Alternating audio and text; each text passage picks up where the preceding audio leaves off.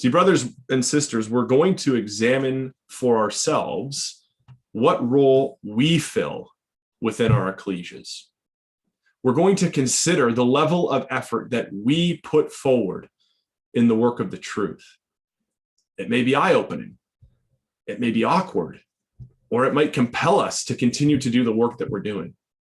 But we're going to answer for the excitement we have to take on spiritual tasks, to complete the daily readings, to put in the time for personal study and prayer, to preach, to help our brothers and sisters, to work on our marriages, to develop our children. It's all here. It's all here in Nehemiah chapter 3, ready for us to read and to self-examine. So let's just pick up the story then by just reminding ourselves of the closing remarks of Nehemiah chapter 2, because we recall just from the story that Nehemiah had finished his trip. He goes up to go and view the walls. And he's gone around a portion of the wall to just understand for himself the extent of the damage. How bad is it? And this is what it says, Nehemiah chapter 2. Let's just start in verse 16 together. It says, "And the rulers knew not whether I went or what I did." Nehemiah is doing this under the cover of darkness. "Neither had I yet told it to the Jews, nor to the priests, nor to the nobles, nor to the rulers, nor to the rest that did the work. Then said I unto them, You see the distress that we are in, how Jerusalem lieth waste, and the gates thereof are burned with fire. Come, and let us build up the wall of Jerusalem, that we be no more a reproach. That I told them of the hand of my God, which was good upon me, and also the king's words that he had spoken unto me. And they said, Let us rise up and build. So they strengthened their hands for this good work. But when Sanballat the Horonite, and Tobiah the servant, the Ammonite, and Geshem the Arabian heard it, they laughed us to scorn, and despised us, and said, What is this thing that you do? Will you rebel against the king? And answered I them, and said unto them, The God of heaven, he will prosper us. Therefore we, his servants, will arise and build. But ye have no portion, nor right, nor memorial in Jerusalem." We know that the rebuilding of the city walls of Jerusalem wasn't going to be an easy task. This city had lain desolate for about 150 years before this work here was restarted. The Jews in Nehemiah's day would have had no personal connection to the memories of this city. And from generation to generation, these walls would have just sat damaged and desolate. But now, here comes Nehemiah to overthrow this way of thinking, this level of apathy and this inactivity that was left over from generations. And from the very first words of chapter 3, we see a motivated people that are now ready to get to work. Because as if on the very heels of his remarks to the opposition, at the end of chapter 2, we read, "Then Eliashib, the high priest, rose up with his brethren the priests, and they builded the sheep gate. They sanctified it. They set the doors of it. Even unto the tower of Mia they sanctified it, unto the tower of Hananiel." As if immediately in response to the planning and the motivation of Nehemiah, we see this sense of excitement for the work to commence. You know, brothers and sisters, even though we won't come across Nehemiah in this chapter, his name's not here in Nehemiah chapter 3.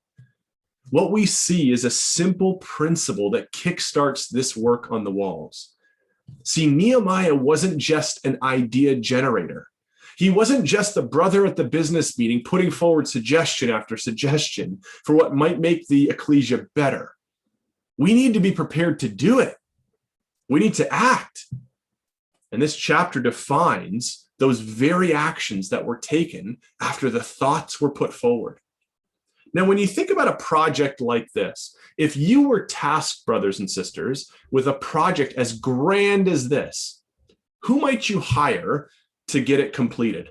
What qualities might you look for to rebuild 200-foot-high walls in a city surrounded by enemy threats? Well, without jumping into the chapter yet, I think we can probably all agree it's not going to be the group that's mentioned here in chapter 3. Just consider, brothers and sisters, the occupations of those who participated in the rebuilding of the walls of Jerusalem. we have it here. Hopefully you can see it. Just give me 1 second. I think you can see the slides. Thumbs up, thumbs down, thumbs up. So here you have it. Here's the workers that worked and their occupations in rebuilding the walls of Jerusalem. There were priests involved. There were goldsmiths, apothecaries, rulers, Levites, merchants, men and women, brothers and sisters, that weren't prepared for this type of work. And it's really interesting. We won't turn there, but in 2 Chronicles 2, we have recorded those who helped in the building of the temple during Solomon's reign. We read there Solomon's request to Hiram for assistance. This is what he says. He says, "Send me now, therefore, a man cunning to work in gold and in silver and in brass and in iron and in purple and in crimson and blue, and that can skill to grave with the cunning men that are with me in Judah and in Jerusalem, whom David my father did provide. Send me also cedar trees, fir trees, and algum trees out of Lebanon.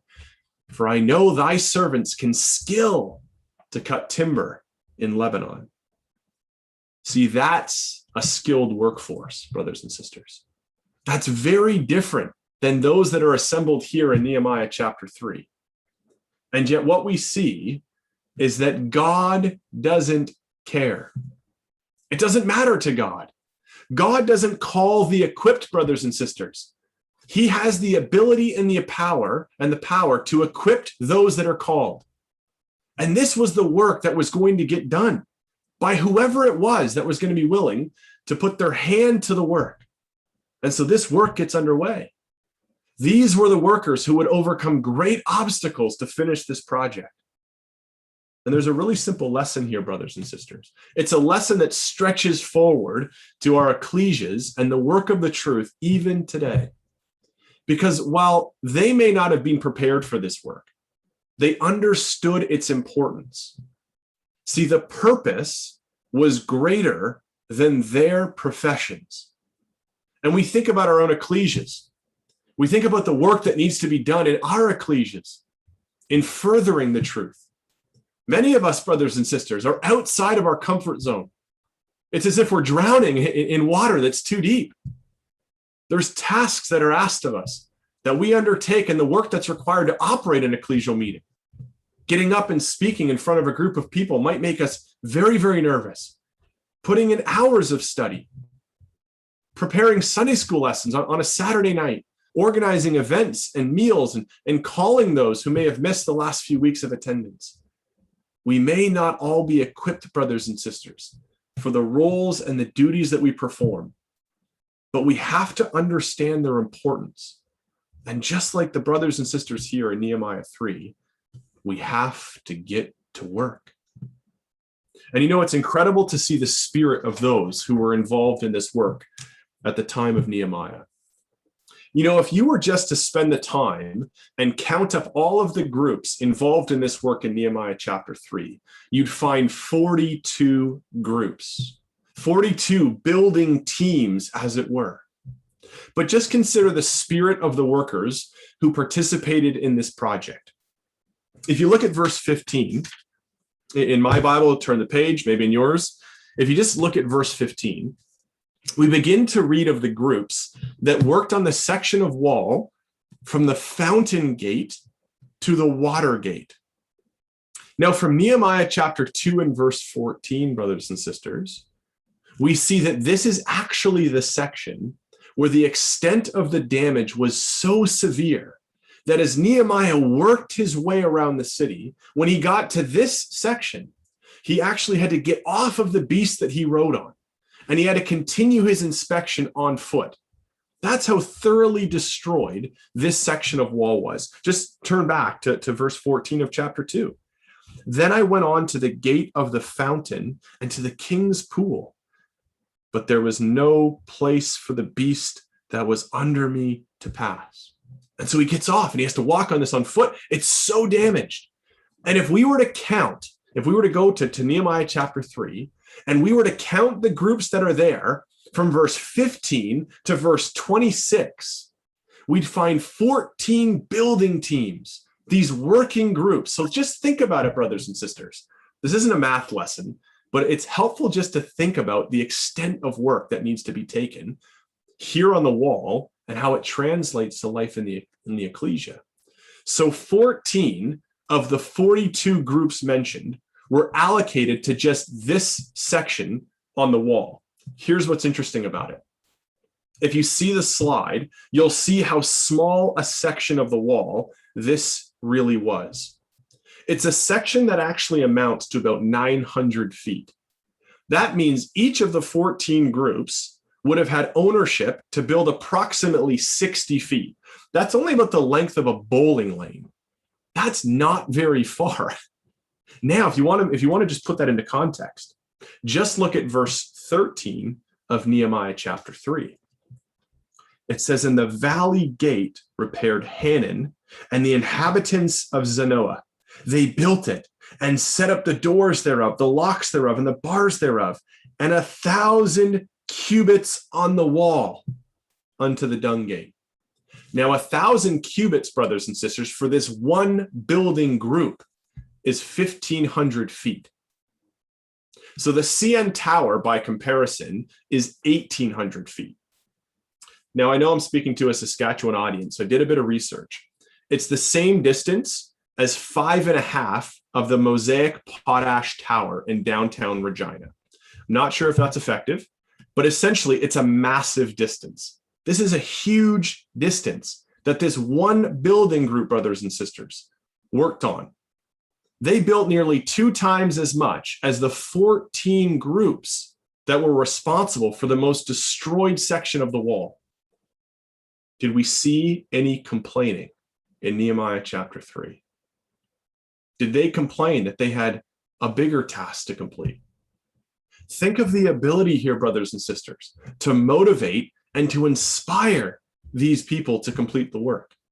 Think of the spirit of the workers who undertook this incredible challenge, who understood the importance of the job that they were completing. And we think, well, how did they develop this spirit? How did Nehemiah motivate them to make every part secure, every part of this wall firm, regardless of if you were doing 60 feet or 1,500 feet? How did he resolve the potential issues of an easier section that one group may have preferred? Well, we can actually see, brothers and sisters, the way in which Nehemiah organized the building teams. He ensured that the builders had a keen personal interest in the section of wall that they were responsible for. He ensured that they would want the very best possible outcome for the specific section that they were working on. We might think, well, how did he accomplish this? Just look at verse 10 of Nehemiah chapter 3. It says, "And next unto them repaired Jedaiah, the son of Harumaph, even over against his house." Come down to verse 23. What do we notice? What phrase is there? "And next unto him repaired Benjamin and Hashab over against their house." Verse 28, verse 29, verse 30, over against their house. Brothers and sisters, what we're being told is that families worked on the section of wall that was closest to their homes. Now, we would do well just to think and consider, brothers and sisters, about the exhortation that this is trying to really get clear to us. What can this teach us?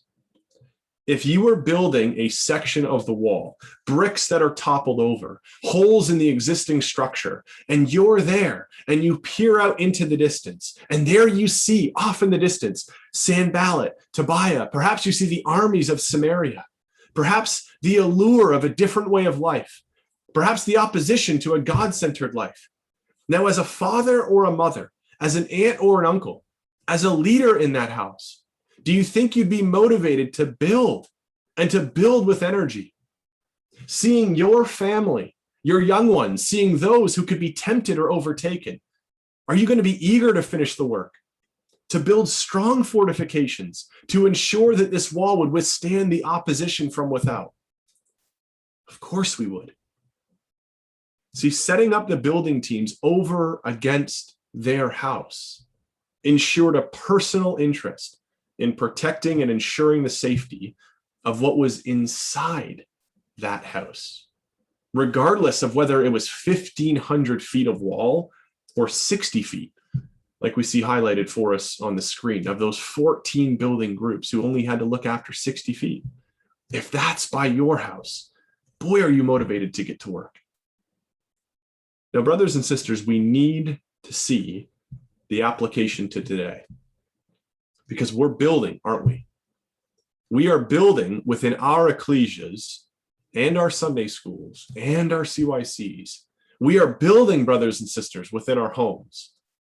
So what is it that we are guarding against? What are the holes and the wreckage in our homes and in our ecclesias? What do we see through the broken down sections that encourages us to stay motivated in the work begun? Brothers and sisters, let's not kid ourselves to think that this lesson doesn't apply. We've lost young people, haven't we? We've lost brothers and sisters. The allure of what's out there isn't slowing down. It makes its way into many of our homes, in the activities that we take part in the shows that we watch, and the things that we read, and the websites that we visit, and the games that we play. We need to repair the walls, brothers and sisters. We need to have the same motivation and enthusiasm towards the work that we're going to consider here in this chapter. So how do we find it? Well, it's interesting that here in Nehemiah chapter 3, nowhere do we read of any specific method or approach of how to accomplish the task that they had in front of them. The direction was simply to build, and yet this brought about near total participation from everyone involved. It appears that Nehemiah motivated. He provided materials, and then he allowed each group of workers delegated authority to operate in their building efforts. But certainly, as we can see, the jobs were assigned strategically. In verse 2, we read there a phrase. It says, next unto him. Now, in the center margin, we actually read the phrase, and if you have a center margin, there's a little superscript 3 for next unto him. It says, at his hand. See, brothers and sisters, they were side by side. Every group organized with a role, and there were no gaps. Each building group picking up where the other one left off. And reading here in Nehemiah chapter 3, we see additional detail into the work that was carried out.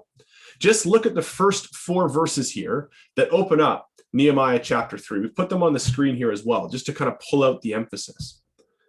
But just look at the way in which this is written for us. Verse 1, then Eliashib, the high priest, rose up with his brethren, the priests, and they builded the sheep gate. They sanctified it and set up the doors of it, even unto the tower of Meah. They sanctified it unto the tower of Hananiel. And next unto him builded the men of Jericho. And next to them builded Zachar, the son of Imri. But the fish gate did the sons of Hassaniah build, who also laid the beams thereof, and set up the doors thereof, the locks thereof, and the bars thereof. And next unto him repaired Meremoth, the son of Urijah, the son of Koz. And next unto them repaired Meshullam, the son of Berechiah, the son of Meshezabeel. And next unto them repaired Zadok, the son of Baana. But we can see a change, brothers and sisters. See, the northern section was rebuilt. We've highlighted it on the screen in these verses. 4 times in 3 verses, it says that it was built. See, perhaps it was so destroyed that this area needed to be completely rebuilt. Whereas from verse 4 onwards, we will only come across the word repaired. 35 times in all, we'll see this word come on from verse 4 onwards. And it's a word that means to strengthen or to make firm. See, this wasn't a quick fix. This wall needed to be established. It needed to be permanent. But the work was undertaken. And the end result was the same across the walls that were being worked on. Even though some had a more difficult section, yes. Even though some had more burden to shoulder, the task was being completed. That can be work in the truth, can't it? Some tasks are more difficult. Sometimes there is more burden to bear, but the key is, brothers and sisters, that the work didn't stop. Everyone found their strength. And sometimes that strength comes from just being at their hand. Everyone found where they could add value. But brothers and sisters, not everyone finished what they started. See, there's warnings here for us in this chapter as well. Because while we see an incredible spirit in the undertaking of this great work, not everyone succeeded in finishing. In verse 1, we read of Eliashib, the high priest. He's the very first person mentioned here in the rebuilding effort. What enthusiasm we see right out of the gate. But just look down at verse 20. It says, after him, Barak, the son of Zebai, earnestly repaired the other piece from the turning of the wall unto the door of the house of Eliashib, the high priest. After him repaired Meremoth, the son of Urijah, the son of Koz, another priest, from the door of the house of Eliashib, even to the end of the house of Eliashib. Now, verse 28 reads, from above the horse gate repaired the priests, every one over against his house. See, brothers and sisters, what we're being told is that Eliashib didn't even finish the wall outside his own house. The other priests, they worked in front of their homes, but Eliashib did not. That work was completed by Barak and Meremoth. Now, what's interesting is when the law is later read in Nehemiah chapter 8, do you know who's not mentioned, brothers and sisters? Eliashib. When those who sealed the covenant are recorded in Nehemiah 10, do you know who's not mentioned, brothers and sisters? Eliashib. It's in Nehemiah chapter 13 and verse 28 that we would come to learn that Eliashib's grandson marries Sanballat's daughter, the very enemy who worked to frustrate this great undertaking of rebuilding of the wall. See, the spirit and enthusiasm wasn't enduring with everyone. Yes, he was the first one mentioned here in Nehemiah chapter 3, but just like the seed that's sown in stony ground, just like the seed, there's no root. And even though it immediately springs up, it endures only for a while.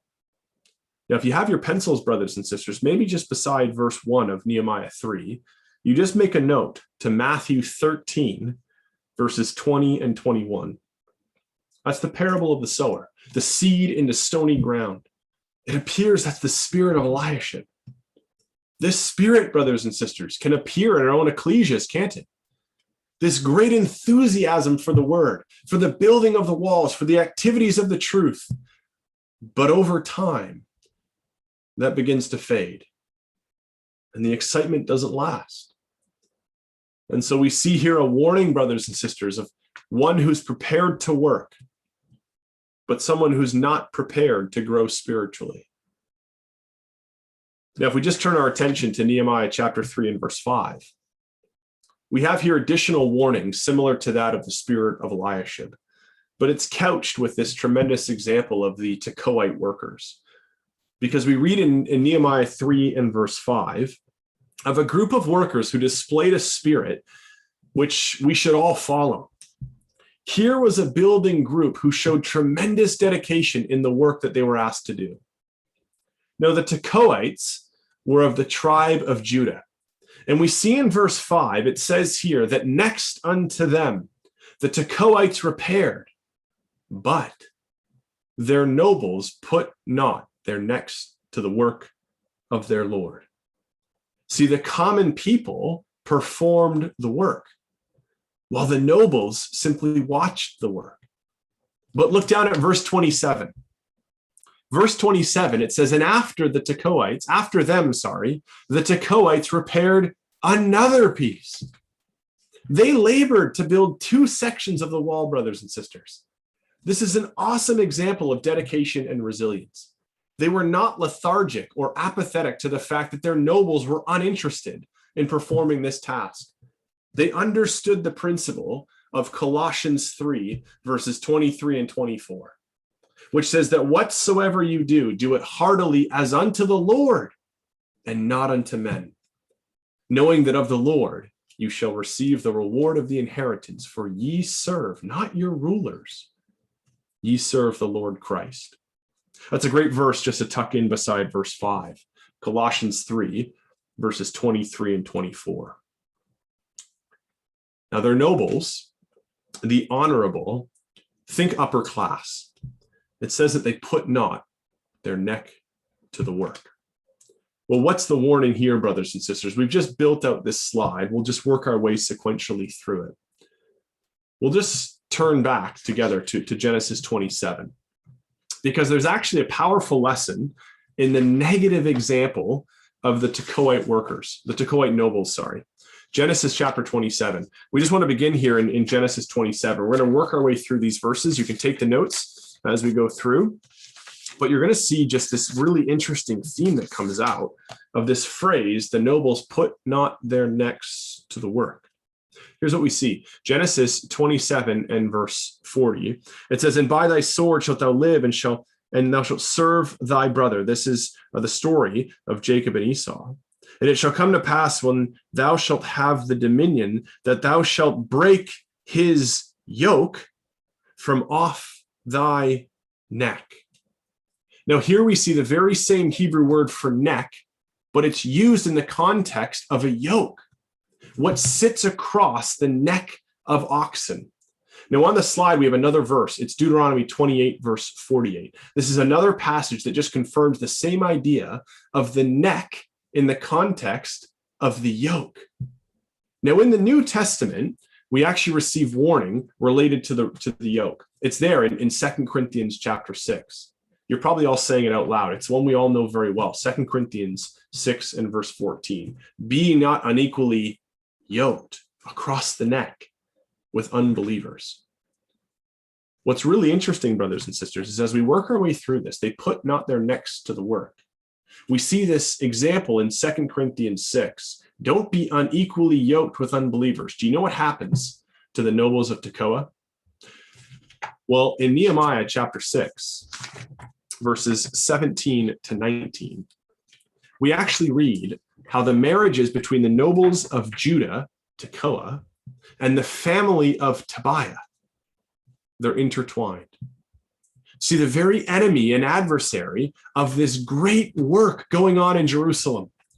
And they didn't listen to what would become this incredible warning in 2 Corinthians chapter 6. They put not their necks to the work, and instead they were unequally yoked with unbelievers. Brothers and sisters, perhaps the lack of motivation from the nobles of Tekoa stemmed from their inability to overcome being unequally yoked. And when that happens, the work of the truth stops. That's a pretty important point, brothers and sisters. When we are unequally yoked, what eventually happens is the work of the truth stops. They were no longer committed or dedicated to this work. They were drawn away in the very same way that we can be if we don't commit ourselves, brothers and sisters, to the work of the truth, to the dedication of the reading and the study of this word, giving ourselves to attendance and prayer, working with our brothers and sisters in the building of the walls within our ecclesias and in our homes.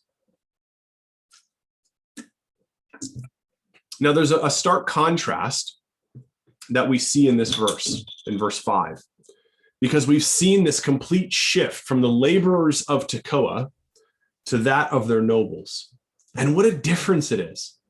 See, here's an illustration of this difference in enthusiasm. We just want to bring this forward. Here's a wonderful example of this type of behavior and attitude that's here in verse 5, and how this can manifest itself for us today. Now, we've actually pulled this from our brother Ron Abel, who really paints this beautiful picture in our minds of how this same spirit can manifest itself today. And just keep in mind that the description we're going to read from our brother Ron Abel was recorded about 50 years ago. And just think about how relevant his words are.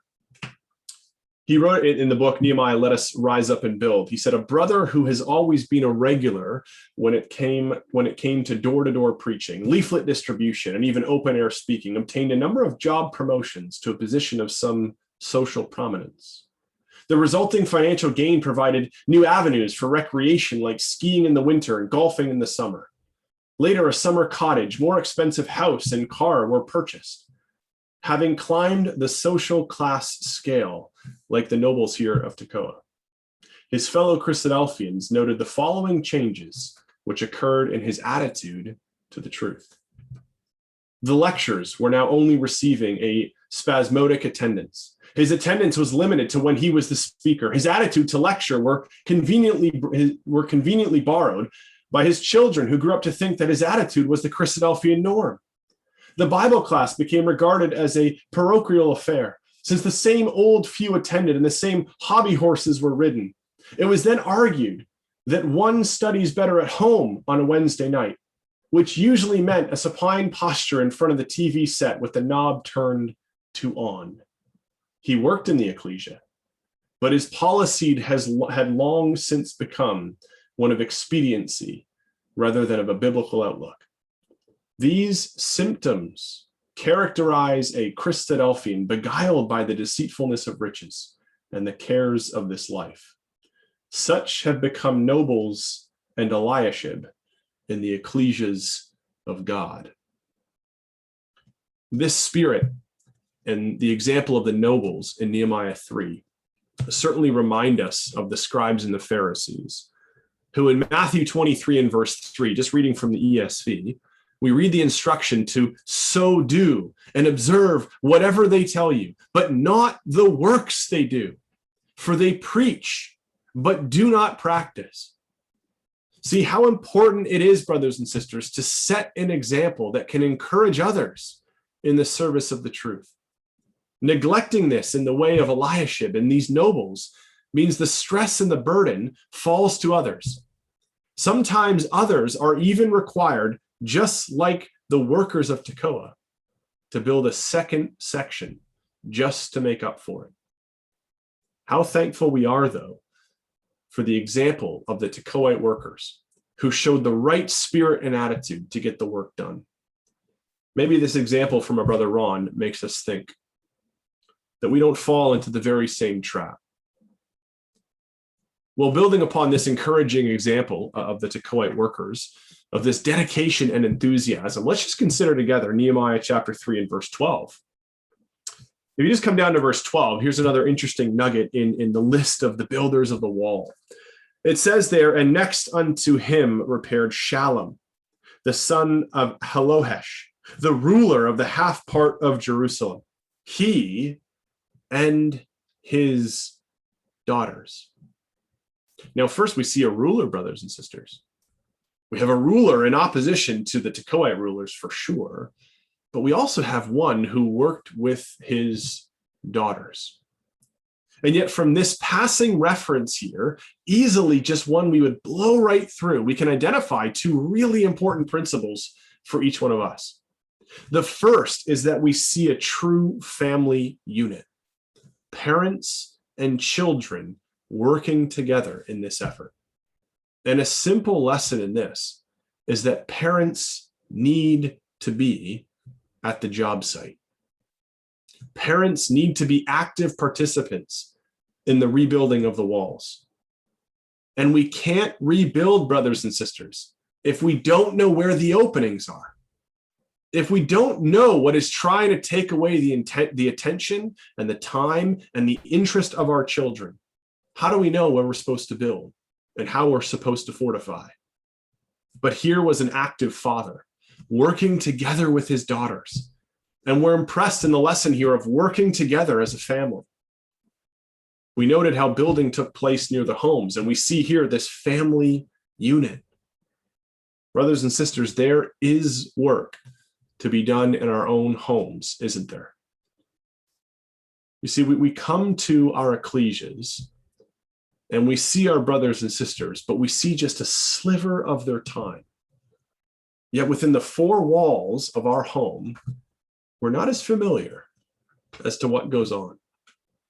But we're building, brothers and sisters. We are building the walls, not just in our ecclesias, but also in our homes. And it's so important to build our family units, to develop children who are eager and willing to help in the work of the truth. Don't leave them behind, brothers and sisters, when tasks need to be accomplished. If we're able, get them to see the attitude of an ecclesia working together. Bring them along. Allow them to participate in the work that goes into setting up for a study day and preparing the bread and wine. Show them how much care and effort and emphasis is put on a simple task. In cleaning the hall every week, in preparing for a class. Walk them through it. Provide them your notes afterwards so they see the level of detail. Our brother Cyril Tennant wrote that the home is the real place for instruction in the things which really matter in life. And it is in those early formative years that the child's future will be set. So, brothers and sisters, aunts and uncles, grandparents, what are we fostering in our homes? Are the readings a priority for us? Is love and cooperation shown in the example of our marriage? Is spending time together as a family a priority? You know, I still remember going to a classmate's house in elementary school. I say the name when I give the example because I'll never forget. His name was Cam Brock. I'll never forget it. And his mom, she set out the food on the counter and she just called down for everyone. And then it was an all-out blitz. The family just came in from every corner, made a plate and left, gone. Upstairs, in front of the TV, anywhere, but sitting at the table together. It seems so bizarre. See, brothers and sisters, we have an incredible opportunity to build our family units, like Shalom and his daughters, to set an example, to get our young ones involved and understanding that the truth is work. And it's important, brothers and sisters, because the strength of the small unit makes the whole sound and strong when we come together in our ecclesias. Want strong ecclesias? Develop strong family units. Now, that's the first important principle. As parents, aunts, and uncles, as grandparents, be involved with the young people in the ecclesia. The second is equally as important because here is Shalom, a working ruler. Just like Rephaiah in verse 9. And next unto him repaired Rephaiah, the son of Hur, the ruler of the half part of Jerusalem. See, we see here in Nehemiah chapter 3 that there were rulers that were working as laborers. And there's an important lesson. See, outside of our ecclesias, we have many roles and responsibilities in our jobs and our careers. But we must never forget that our career, our jobs, brothers and sisters, have no bearing on the roles we perform in our ecclesias and the building of our walls. God wants a willing spirit. That's the criteria needed. It's not about title. It's not about how much money we make, whether we have a corner office, whether we've gotten a degree. It's about our attitude and our effort. Just consider the example that's found in verse 20. In verse 20, here's what it says. After him, Barak, the son of Zebai, earnestly repaired the other piece from the turning of the wall into the door of the house of Eliashib the high priest. Barak's name, if you have your pencil, Barak's name means blessed. And we see him singled out in the record and provided this special designation of earnestly repairing. Now, Rotherham's for verse 20, it actually reads that he zealously repaired a second length. We see this in other translations. It just basically shows that Barak performed this work of the other section. He repaired another section. And the word earnestly, it has this idea of to burn or to be kindled. And see, this burning should be channeled to fuel us, just as it was for Barak.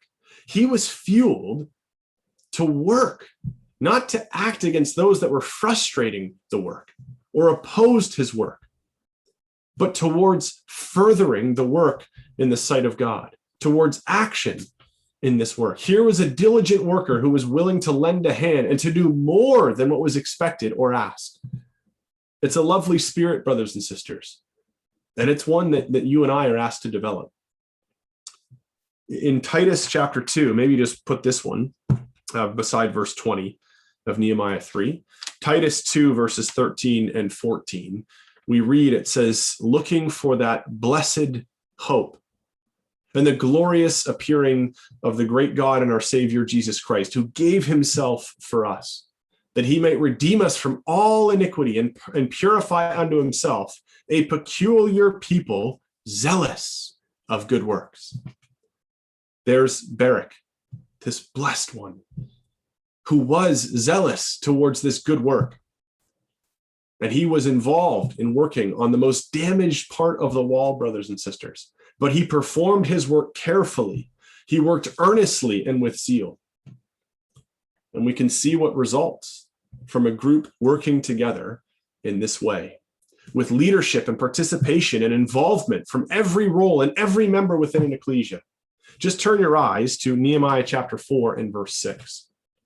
Nehemiah 4, verse 6. So built we the wall, and the wall was joined together unto the half thereof, for the people had a mind to work. We see here the joy that they had. This is just at the halfway mark of the project. There was a commitment from the builders, not to see this to be just part of the completion, but to see it all the way through. Some translations, they actually read that opening phrase as, so we still built the wall. See, the spirit of this group was such that they continued irrespective of any challenge that their ecclesia and their family would face. The people certainly did have a mind to work, brothers and sisters. Just consider, from the places mentioned in chapter 3, the distances that were traveled to work on this wall. Now, once again, I selected distances that may make sense to those in Saskatchewan. I had some for Ontario. I see some from BC, some from Texas. You'll make it make sense for yourself. We put it in kilometers too, not miles. I apologize. But what's really interesting is if you just take a look at how far they were traveling to go every day to go work on their portion of the wall. We see those who came from distances as close as 6 kilometers, those who had traveled 29 kilometers. We see those who worked here for a large portion of the project. They overcame great distance. They showed true dedication to complete this work. Didn't matter for them. They would come and come and come again. This is the type of mind we need to develop, brothers and sisters, for work in the truth. We need to be this dedicated to preserving the wellness of the walls in our ecclesias and in our homes. It can be helpful if you come back to verse 6 of chapter 4, just to underline or circle the phrase, the people. For the people had a mind to work. It wasn't just Nehemiah. It wasn't just a select few brothers and sisters. What an active job site this would have been. The sound of hammers and axes, shouts of instruction, moving pieces, scurrying bodies, young children running around. But brothers and sisters, attitude is contagious. And what a blessing it is to be a part of a project, part of an ecclesia that's all working together. You know, brothers and sisters, while it took 52 days to rebuild these walls, through the record, we see that they were destroyed just a few years later. We have this incredibly inspiring story of the rebuilding of the walls, but they don't stand for very long. Brothers and sisters, the lesson is not in the literal stones, but in the process with which they all built. The lesson is not in the completion, but in what was being completed in each of the workers themselves. We're being asked this evening, as we consider this section, to think about the process that's going on within our ecclesias, in our homes, and in our lives. So, brothers and sisters, if we were just to highlight 4 key exhortations for us to think about as we just think about Nehemiah 3, as we take this study forward through this week. let's remember that the purpose is greater than the profession. Our careers do not dictate our roles within our ecclesias. Our spirit, not our substance, will drive our success as we work to the glory of our Heavenly Father. And so in the spirit of the workers, we too need to find that motivation to get busy in the work, set over against their homes. They would be personally invested in the wellness of the walls. And so we think this evening, brothers and sisters, about not only the wellness of the walls within our ecclesias, but also within our own homes. Our children won't learn the truth by simply attending Sunday school, by simply going to CYC on a Friday night. What we develop and build at home will translate, brothers and sisters, to the progress that's made in our ecclesias. So where do we fit?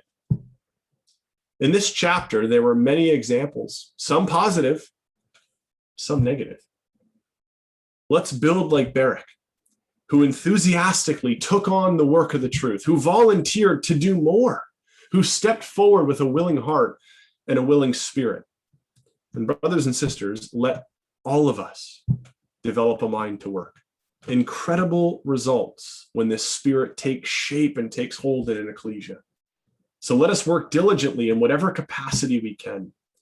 Let us follow the example here to repair and to rebuild, to consider the wellness of the walls within our own discipleship, within our own homes, and of course, in our own ecclesias.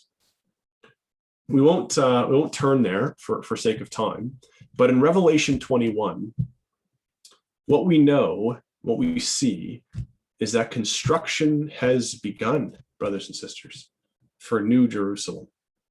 Construction has already begun. We're there at the building site, aren't we? So let us develop now the character and the willing attitude to be found worthy to make up the inhabitants of that city, that by the grace and goodness of our God, brothers and sisters, we might all enter into the joy that we pray is soon to come in the day of our Lord's return.